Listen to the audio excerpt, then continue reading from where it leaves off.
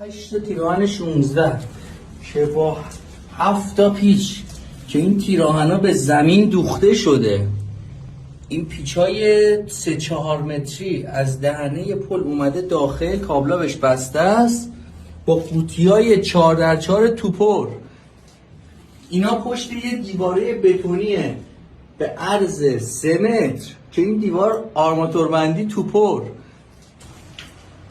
بعد تازه اینا میره بیرون. خیلی جالبه، 7 تا کابل داریم که این کابلا هر کدوم توی یه بست 2 پیچه.